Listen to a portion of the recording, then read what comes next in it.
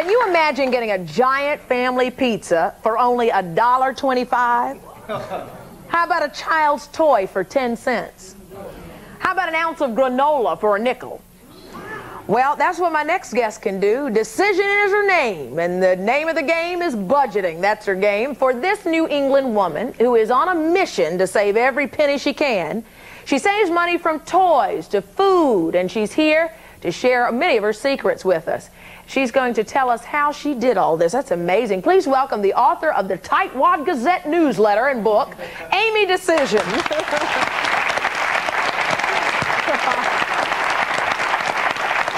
Amy, you're one of the few people I know who can say I'm a tightwad and I'm proud of it, right? How in the world can you get a giant pizza for your family for $1.25? Well, again, most people don't know that you can make a pizza that inexpensively. People think that if I get $1 off a coupon at a pizza parlor, I'm doing pretty good. But actually, we can make my husband can make 2 pizzas at home in about 20 minutes, total hands-on time. And a cheese pizza is about $1, and if I throw on something else, it's $1.25. Right. So you just have all the ingredients at home. Yes, and do it. we bulk buy the yeast, and we also make our own tomato sauce rather, and we buy cheese in bulk at the wholesale club. So again, it's very quick to make. Most people don't realize how quickly you can actually make pizza. But is it easy to make? My husband does it, and he's great at it, and he makes pizza a couple of times a month. In fact, I really think his pizza is better than what you can buy. Wow. Now, you have how many children? Well, just 6. Just 6 children. Oh, you have to know how to save money. Right. My goodness. Now, you were talking about toys for a dime, and what was this, a granola for a nickel? First of all, a child's toy for 10 cents? Well, absolutely. I mean, you know, there are great things at yard sales, and we've talked about yard sales earlier. Great things at yard sales. It's a matter of going to them, having a good eye, finding that thing here or there that your child will like, and you stockpile them for the holidays and for the birthdays. And so we do very well with that. You also make some of the toys that the children play with. What is that about?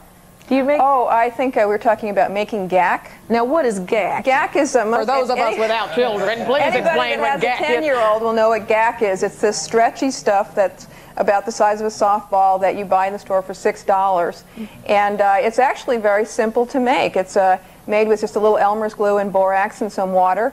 And it's just wonderful stuff. It's like silly putty, only stretchy, super stretchy. And we can make it for a couple of dollars, and that will entertain 6 kids for hours and hours and hours. They have the best time with it. Wow. Now, I understand that you can clothe those 6 children for under $100 a month. Did I get that right? $100 a year. A year? A year? A year. Oh, wait a minute. Yeah, a year? Absolutely. Absolutely. Now, you've got quite a rise out of this audience over here.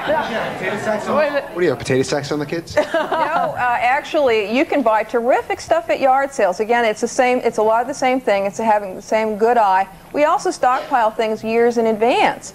And the thing to remember, we talked about clothes earlier. The thing to remember that about secondhand clothes is it's like something new that got washed about 5 times. And what happens with clothing that you purchase new is a lot of times after 5 washes it starts to get pilly, it starts to shrink.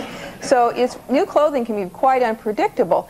In contrast, you buy something at a yard sale and it looks good, it's always going to look good. So there are great values at yard sales. That's true. That's a good, excellent point. If it looks good at a yard sale, chances are it's always going to look good. You also have something pretty incredible with food. How much do you spend on food? Our total cost per month for food only, I'm not talking toilet paper and dog food, but what it costs to feed our family, school lunches, gardening and canning supplies, is about $180 a month. And we've been tracking this very carefully for years. And how do you do that? Do you shop special places, coupons? It's really through a combination strategy. We actually don't use very many coupons, partially because we don't have double coupon stores, but it's through a combination of a lot of different strategies. I use what I call a price book, which is a way to keep track of prices between different kinds of stores and places to buy food.